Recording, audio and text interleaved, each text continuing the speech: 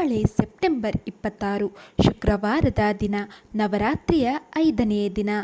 ಈ ದಿನ ದುರ್ಗಾಮಾತೆಯು ತನ್ನ ಭಕ್ತರಿಗೆ ಯಾವ ಅವತಾರದಲ್ಲಿ ದರ್ಶನ ನೀಡ್ತಾಳೆ, ಯಾವ ಬಣ್ಣ, ನೈವೇದ್ಯ, ಮಂತ್ರ, ಪುಷ್ಪವನ್ನು ಪಾಲಿಸಬೇಕು, ನಾಳೆ ದುರ್ಗಾಮಾತೆಯನ್ನು ಪೂಜಿಸಿದರೆ ಯಾವೆಲ್ಲ ಶುಭ ಫಲಗಳು ಪ್ರಾಪ್ತಿಯಾಗುತ್ತವೆ ಎಂದು ಸರಳವಾಗಿ ಇವತ್ತಿನ ಈ ವಿಡಿಯೋದಲ್ಲಿ ತಿಳಿಸಿಕೊಡ್ತೇವೆ. ಬನ್ನಿ. ನೀವಿನ್ನೂ ನಮ್ಮ ಧನಾಕರ್ಷಣ ಯೂಟ್ಯೂಬ್ ಚಾನಲನ್ನು ಸಬ್ಸ್ಕ್ರೈಬ್ ಮಾಡಿಲ್ಲ ಅಂದರೆ ದಯವಿಟ್ಟು ಈ ಕೂಡಲೇ ಸಬ್ಸ್ಕ್ರೈಬ್ ಮಾಡಿಕೊಳ್ಳಿ. ಹಾಗೆ ಪಕ್ಕದಲ್ಲೇ ಕಾಣುವಂತಹ ಬೆಲ್ ಬಟನ್ ಒತ್ತಿದರೆ ನಾವು ನೀಡುವ ಪ್ರತಿಯೊಂದು ದೈವ ಮಾಹಿತಿಗಳು ಉಚಿತವಾಗಿ ನಿಮ್ಮ ಮೊಬೈಲ್ಗೆ ಬರುತ್ತವೆ.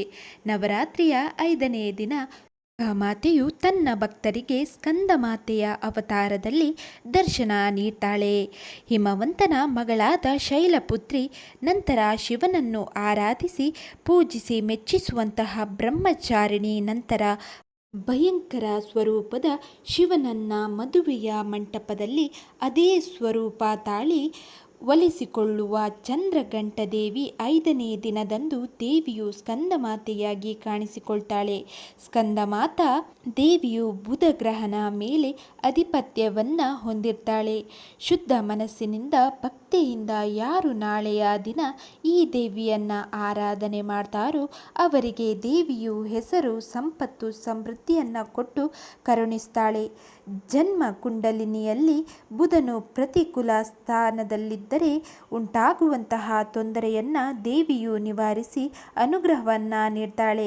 ಸ್ಕಂದಮಾತೆಗೆ 4 ಭುಜಗಳಿದ್ದು ಒಂದು ಕೈಯಲ್ಲಿ ಸ್ಕಂದನನ್ನು ಅಂದರೆ ಸುಬ್ರಹ್ಮಣ್ಯ ಸ್ವಾಮಿಯನ್ನು ಹಾಗೂ 2 ಕೈನಲ್ಲಿ ಕಮಲವನ್ನು ಹಿಡಿದಿರ್ತಾಳೆ. ಇನ್ನೊಂದು ಹಸ್ತವು ಅಭಯ ಮುದ್ರೆಯಲ್ಲಿದ್ದು ಸದಾ ತನ್ನ ಭಕ್ತರನ್ನ ಆಶೀರ್ವಾದ ಮಾಡುವಂತಾಗಿದೆ. ಇವಳ ಶರೀರದ ಬಣ್ಣವು ಸಂಪೂರ್ಣವಾಗಿ ಬಿಳಿ ಬಣ್ಣದಲ್ಲಿದ್ದು ಕಮಲದ ಆಸನದಲ್ಲಿ ವಿರಾಜಮಾನಳಾಗಿದ್ದಾಳೆ. ಈ ಕಾರಣಕ್ಕಾಗಿ ಇವಳನ್ನು ಪದ್ಮಾಸನ ದೇವಿ ಎಂದು ಕರೆಯಲಾಗುತ್ತೆ. ಸ್ಕಂದಮಾತೆಯ ವಾಹನವಾಗಿದೆ. ಮಗನನ್ನು ಅಂದರೆ ಸ್ಕಂದನನ್ನು ತೊಡೆಯ ಮೇಲೆ ಕೂರಿಸಿಕೊಂಡಿರುವಂತಹ ದುರ್ಗಾದೇವಿಯ ಈ ಅವತಾರವು ಅತ್ಯಂತ ಪವಿತ್ರ ಹಾಗೂ ಅದ್ಭುತ ರೂಪ ಎಂದು ಹೇಳಲಾಗುತ್ತೆ. ಈ ರೂಪದಲ್ಲಿ ತಾಯಿಯು ಸಂತೋಷದಿಂದ ಹಾಗೂ ಹಿತಕರವಾದ ಭಾವನೆಯೊಂದಿಗೆ ಕಾಣಿಸಿಕೊಳ್ಳುತ್ತಾಳೆ. ದೇವಿಯನ್ನು ಆರಾಧಿಸುವ ಭಕ್ತರು ಮಾತೆಯ ಆಶೀರ್ವಾದ ಮಾತ್ರವಲ್ಲದೆ ಮಗನಾದ ಸ್ಕಂದನ ಆಶೀರ್ವಾದ, ಶ್ರೀ ಸುಬ್ರಹ್ಮಣ್ಯೇಶ್ವರ ಸ್ವಾಮಿಯ ಆಶೀರ್ವಾದವನ್ನು ಪಡೆಯಬಹುದಾಗಿದೆ. ಈ ಅವತಾರವನ್ನು ಪೂಜಿಸುವುದರಿಂದ ಸರ್ವ ಕಷ್ಟಗಳಿಂದ, ದುಃಖಗಳಿಂದ ಬೇಗನೆ ಮುಕ್ತರಾಗಬಹುದು.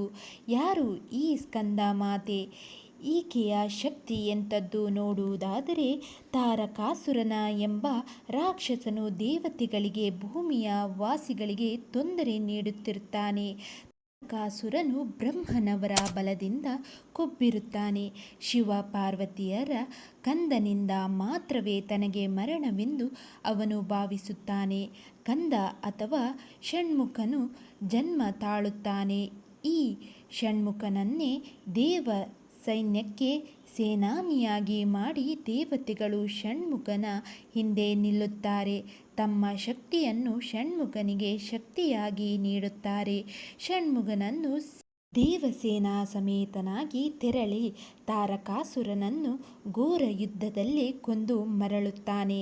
ಹೀಗೆ ಜಗತ್ ಕಲ್ಯಾಣಕನಾದಂತಹ ಸ್ಕಂದನಿಗೆ ಜನ್ಮ ಕೊಟ್ಟು ಪಾರ್ವತಿ ದೇವಿಯು ಸ್ಕಂದ ಮಾತೆಯಾಗುತ್ತಾಳೆ. ಈ ದೇವಿಗೆ ನಾಳೆ ನವರಾತ್ರಿಯ 5ನೇ ದಿನ ಪೂಜೆ ಮಾಡುವುದರಿಂದ ಕೇವಲ ದೇವಿಯ ಕೃಪೆ ಅಷ್ಟೇ ಅಲ್ಲದೆ ಸುಬ್ರಹ್ಮಣ್ಯೇಶ್ವರ ಸ್ವಾಮಿಯ ರಕ್ಷಣೆ ಕೂಡ ಪ್ರಾಪ್ತಿಯಾಗುತ್ತೆ. ನಾಳೆ ಸ್ಕಂದ ಮಾತಾ ದೇವಿಯನ್ನು ಅಥವಾ ದುರ್ಗಾ ಮಾತೆಯನ್ನು ಬೆಳಿಗ್ಗೆ ಬ್ರಾಹ್ಮಿ ಮುಹೂರ್ತದಲ್ಲಿ 4 ಗಂಟೆ 33 ನಿಮಿಷದಿಂದ 5 ಗಂಟೆ 1 ನಿಮಿಷದ ಒಳಗಾಗಿ ಪೂಜಿಸಬಹುದಾಗಿದೆ.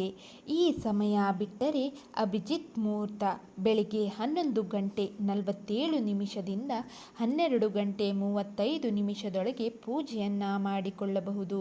ಅಮೃತ ಕಾಲದಲ್ಲಿ ಪೂಜಿಸುವವರು ಮಧ್ಯಾಹ್ನ 12:15ರಿಂದ 2 ಗಂಟೆಯ ನಿಮಿಷದೊಳಗಾಗಿ ಪೂಜಿಸಬಹುದು. ಸಂಜೆಯ ಸಮಯದಲ್ಲಿ ಪೂಜೆ ಮಾಡುವವರು ಸಂಜೆ 6:13 6:37 ಒಳಗೆ ಪೂಜೆಯನ್ನು ಮಾಡಿಕೊಳ್ಳಬಹುದು. ನಾಳೆ ನವರಾತ್ರಿಯ 5ನೇ ದಿನ ಹಸಿರು ಬಣ್ಣದ ಬಿಳಿ ಬಣ್ಣದ ವಸ್ತ್ರವನ್ನು ಧರಿಸಿ ದೇವಿ ಪೂಜೆ ಮಾಡಬಹುದು.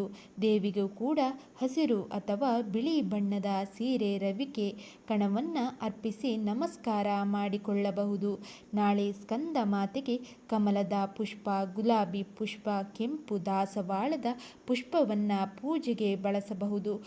ಮಂಗಳ ಗ್ರಹಕ್ಕೆ ಸುಬ್ರಹ್ಮಣ್ಯ ಸ್ವಾಮಿಯು ಅಧಿಪತಿ ಆಗಿರುವುದರಿಂದ ಕೆಂಪು ಬಣ್ಣದ ಪುಷ್ಪಗಳನ್ನು ಪೂಜೆಗೆ ಮುಖ್ಯವಾಗಿ ಬಳಸಬಹುದು. ಸಾಧ್ಯವಾಗದಿದ್ದರೆ ಹಳದಿ ಬಣ್ಣದ, ಬಿಳಿ ಬಣ್ಣದ ಪುಷ್ಪಗಳಿಂದಲೂ ಕೂಡ ಅಲಂಕಾರ ಹಾಗೂ ಪೂಜೆಯನ್ನು ಮಾಡಿಕೊಳ್ಳಬಹುದು. ನಾಳೆ ದುರ್ಗಾ ಮಾತೆಗೆ ಬಾಳೆಹಣ್ಣಿನಿಂದ ಮಾಡಿದ ಸಿಹಿಯನ್ನು ಅಂದರೆ ಪಂಚಾಮೃತವನ್ನು ನೈವೇದ್ಯವಾಗಿ ಇಡಬಹುದು. ಜೊತೆಗೆ ಕೇಸರಿ ಬಾತ್ ಆಗಿರಬಹುದು, ಪೊಂಗಲ್ ಆಗಿರಬಹುದು, ಕನಿಷ್ಠ ಬಾಳೆಹಣ್ಣನ್ನೇ ನೈವೇದ್ಯವಾಗಿ ಅರ್ಪಿಸಬಹುದು. ಮಕ್ಕಳಿಗೆ ನಾಳೆ ನಿಮ್ಮ ಕೈಯಿಂದ ಸಿಹಿ ತಿನಿಸುಗಳನ್ನು ಕೊಟ್ಟು ಬಾಳೆಹಣ್ಣನ್ನು ಕೂಡ ನೀಡಬಹುದು. ನಾಳೆ ಈ 2 ವಿಶೇಷ ಮಂತ್ರಗಳನ್ನು ಹೇಳಿಕೊಂಡರೆ ಸ್ಕಂದ ಮಾತೆಯ ಅನುಗ್ರಹದಿಂದ ಅದ್ಭುತ ಫಲಗಳು ಲಭಿಸುತ್ತವೆ. ಈ ಮಂತ್ರಗಳು ಹೀಗಿವೆ: ಓಂ ಹ್ರೀಂ ಶ್ರೀಂ ಸ್ಕಂದಮಾತಾ ದುರ್ಗಾಯೈ ನಮಃ. ಜೊತೆಗೆ ಸ್ಕಂದಮಾತಾ ದೇವಿಯ ಧ್ಯಾನ ಶ್ಲೋಕ ಈ ವಿಧವಾಗಿದೆ: ಸಿಂಹಾಸನಗತ ನಿತ್ಯಂ ಪದ್ಮಾಶ್ರಿತ ಕರದ್ವಯ ಶುಭದಾಸ್ತು ಸದಾ ದೇವಿ ಸ್ಕಂದಮಾತಾ ಯಶಸ್ವಿನಿ.